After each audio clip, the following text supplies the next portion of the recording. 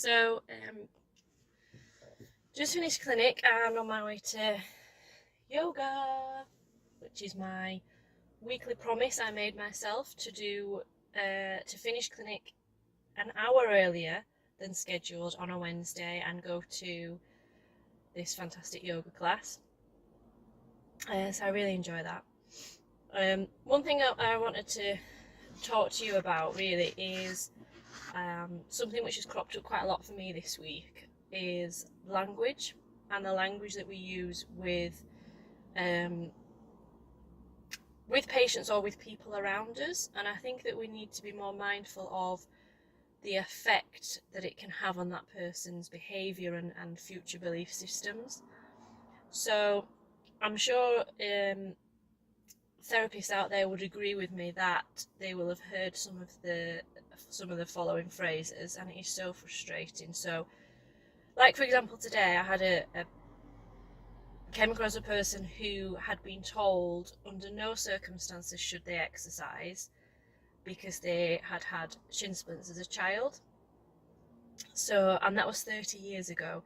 So this person has gone for 30 years being fearful of exercising because somebody told them when they were younger that they shouldn't do it, and that has never been questioned or challenged from that point.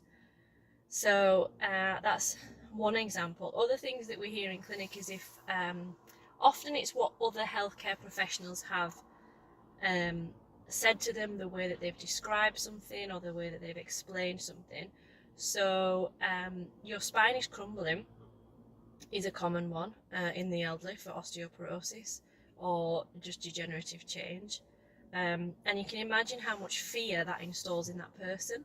They become fearful of all movement, they become fearful of loading and exercising and just doing the things that they should actually be doing to help that problem. So that can be really frustrating.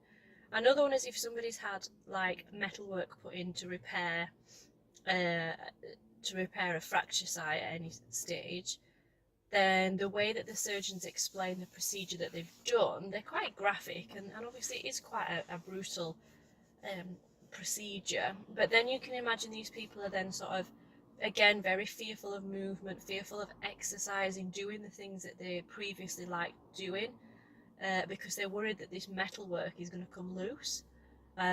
So they'll often hear of people saying, oh, they've said that I could have a loose screw, or that the metalwork is going to break, and all those sorts of things. And again, it's just really, really harmful and not useful.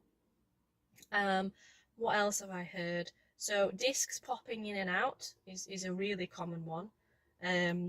You know, if patients have bent over to put the socks on and somebody's told them the disc has popped out, well then they're never going to bend over the same way ever again. They're going to become very fearful of any movements, and then they become very guarded, and then that just increases and worsens the problem.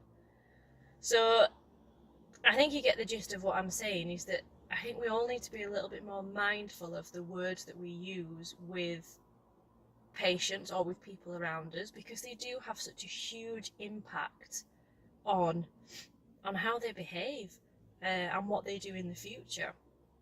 So as a clinician, it's frustrating. It's a bit of an uphill struggle to try and change somebody's belief systems when along the line they've had this input of sort of negativity and fear being put into them.